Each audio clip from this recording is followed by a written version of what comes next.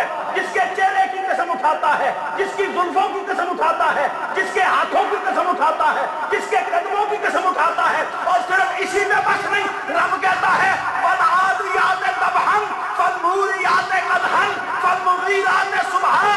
اے سونیا، اور تیری قسم تو ہے ہی ہے نا، تیرے غلاموں کے گھوڑوں کی دھول کی بھی قسم ہے.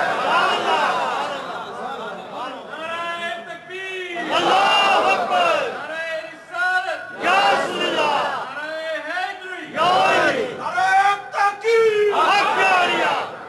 9 حصے جس کو حسن دیا ہے اس پر قربان کون ہوئی ہے؟ عورت. قربان کون ہوئی ہے؟ عورت. اور ادھر کیا ہے؟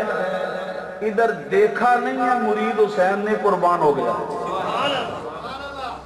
ادھر دیکھا نہیں ہے علم دین نے قربان ہو گیا. ادھر دیکھا نہیں ہے عامر چیمہ نے قربان ہو گیا. ادھر بغیر دیکھے قربان ہو رہے ہیں اور ادھر دیکھ کے عورت ہو رہی ہے اور انگلیاں کاٹ رہی ہیں.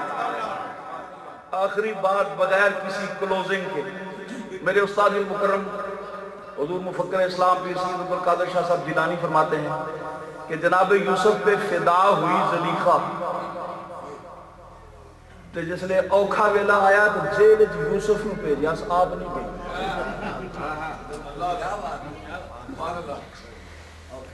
جیل میں خود نہیں گئی، جناب یوسف کو بھیجا. کہتے ہیں کاش زلیخا تو میرے محبوب کو دیکھ لیتی، میرے محبوب کو دیکھ لیتی. سفنے وچ زلیخا ویکھ لیندی،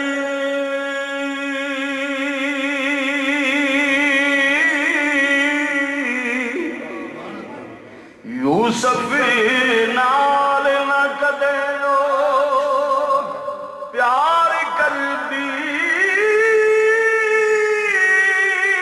کدوں ہوش رہندی دامن پھاڑنے دی، دامن آپ اپنا تارو تار کر دی. اور میں ربائی پوری کر رہا سب سچ ختم کر سکتا گل پئی ہے، تو اڈے بھی گل پئی ہے تو میرے بھی گل پئی ہے.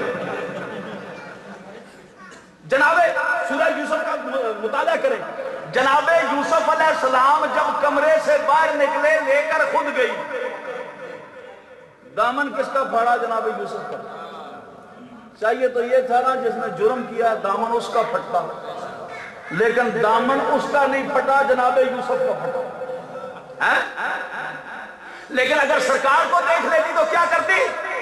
فرماتے ہیں کہ چولی پر کے جانی نظرانے دی،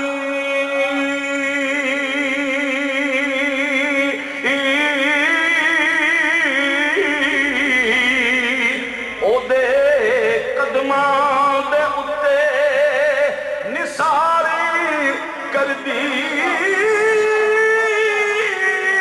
سید ہجر محبوب نہ سہ سکتی، قید خانے وچ جا اقرار